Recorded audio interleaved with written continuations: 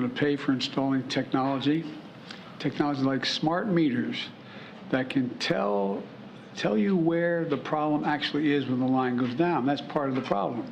A lot of these in other, not Hawaii's, Maui's not that big, but in parts of California, Oregon, and all these places where these fires were, where did the wire go down?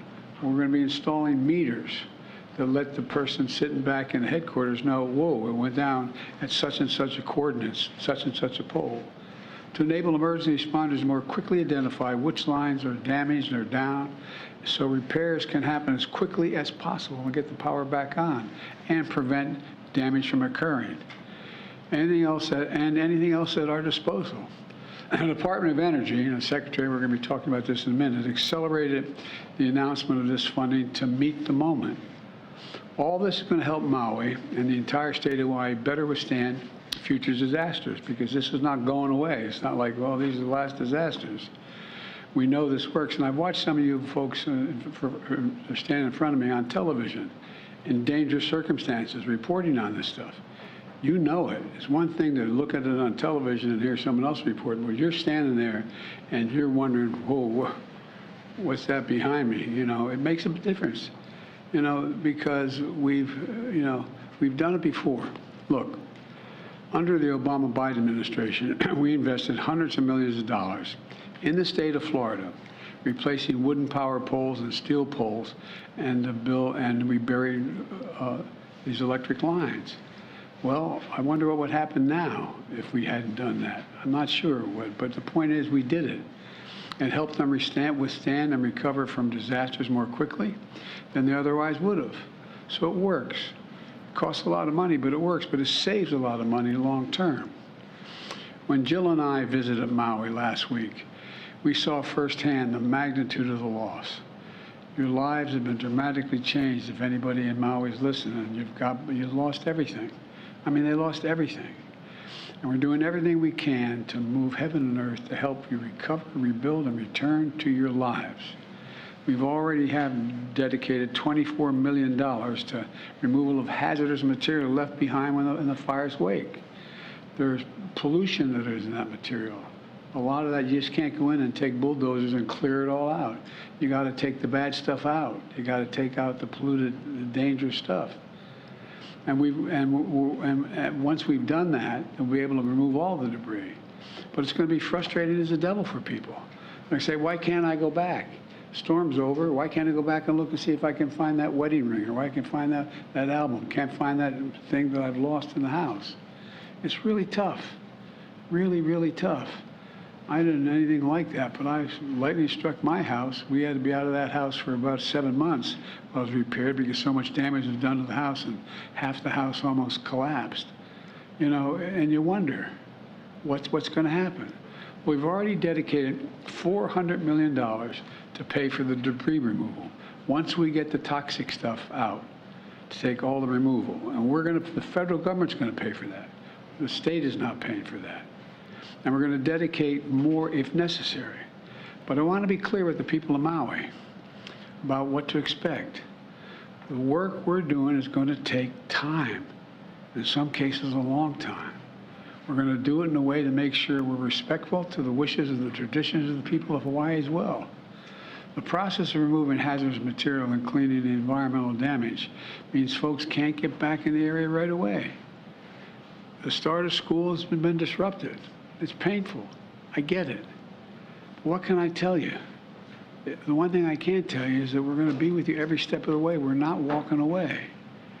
When Jill and I visited, we were struck by the absolute courage of the people there. People who lost loved ones, lost everything. People are just trying to find out whether the ones they lost. Are they gone? Are they dead? Are they missing? Or are they just not accountable? Where are they? They've lost everything. Everywhere we turned, we saw and felt the aloha spirit, neighbors helping neighbors. I mean, I know this sounds kind of corny, but it's true. It's true.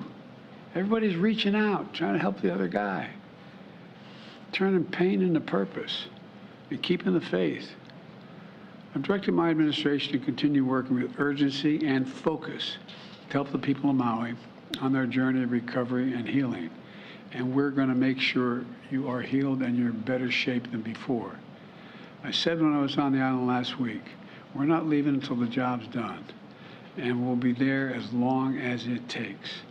I know there's a lot of questions you probably have. I'll take a few, but I have a cabinet meeting coming up right away. Yes. Mr. President, can you assure Americans that the federal government is going to have the emergency funding that they need to get through this hurricane season? The answer is, if I can't do that, I'm going to point out why. How can we not respond? My God, how can we not respond to these needs? And so I'm confident, even though there's a lot of talk from some of our friends up on the Hill about the cost, we got to do it. This is the United States of America. Yes. Mr. President, Governor DeSantis is also running for president.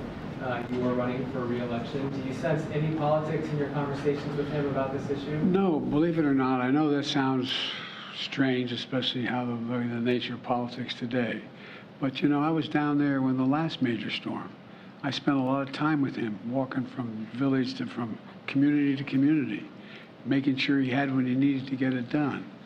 I think he trusts my judgment and my desire to help, and I trust him to be able to suggest that this is not about politics, it's about taking care of the people of the state.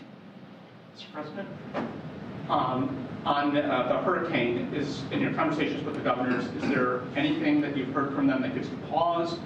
Things that you think need to be there that are not quite there yet? And secondly, are you making any contingency plans on your own schedule, either with this Labor Day, with your own personal travels, and also for your international travels that are coming up next week, that are you going to need to reshuffle things? Well, I may, I just don't know yet.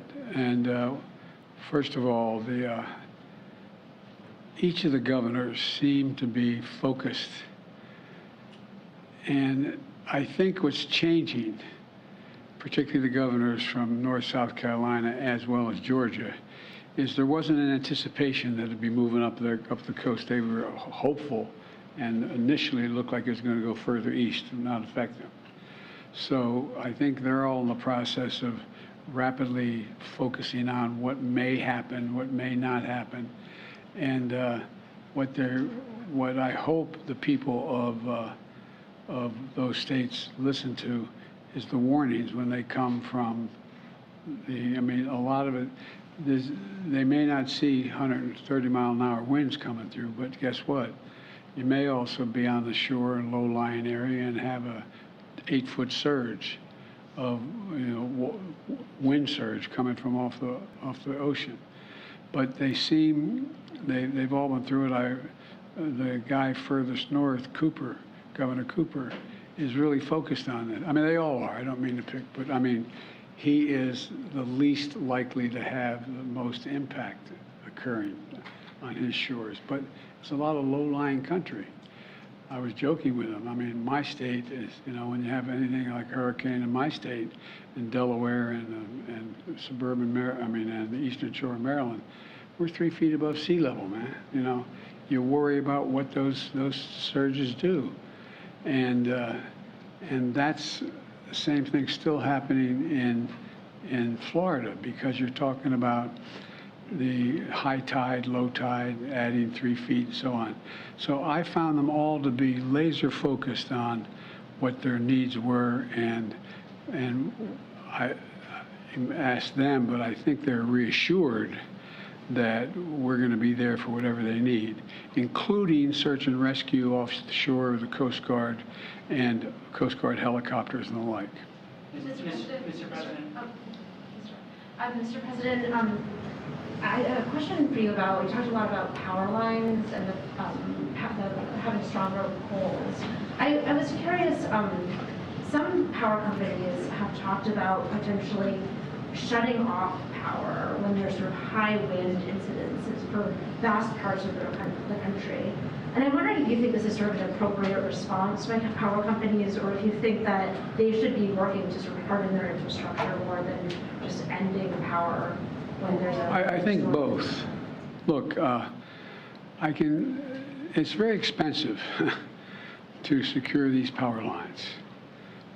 Both in terms of the actual structure. We look out there and you see these large towers carrying multiple wires, and the wires are like that thick, and they're carrying an awful lot of energy. And sometimes those entire towers come down.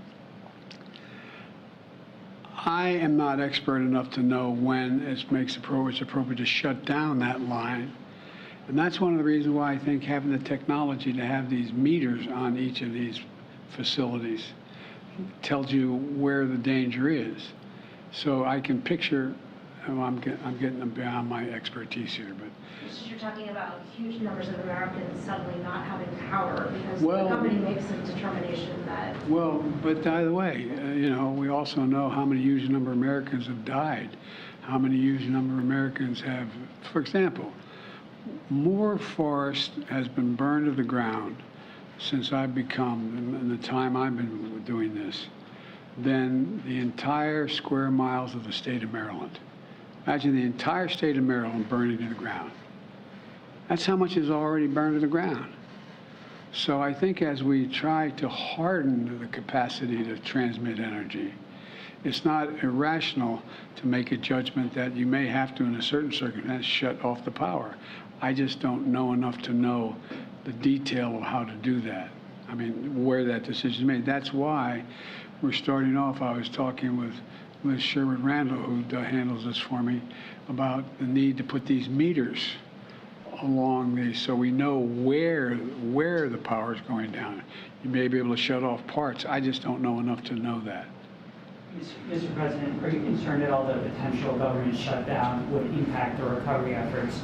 And what is your reaction to House Republicans who say that they're urging an investigation into the federal response in Maui? Well, I welcome a federal response in Maui. I think that they should go out and talk to every elected official, from the mayors to the governors to the United States senators to the congresspersons. I welcome, and once they go out and see it, then I'm sure they'll provide the money. Thank you all very much. Any concerns about your President McConnell's health? By the way, I just heard, literally coming out, and Mitch is a friend, as you know, not a joke. We always, I know people don't believe that's the case, but we have disagreements politically, but he's a good friend, and so I'm going to try to get in touch with him later this afternoon. I don't know enough to know. Do you think he's Thank fit you. to serve and should run for re-election?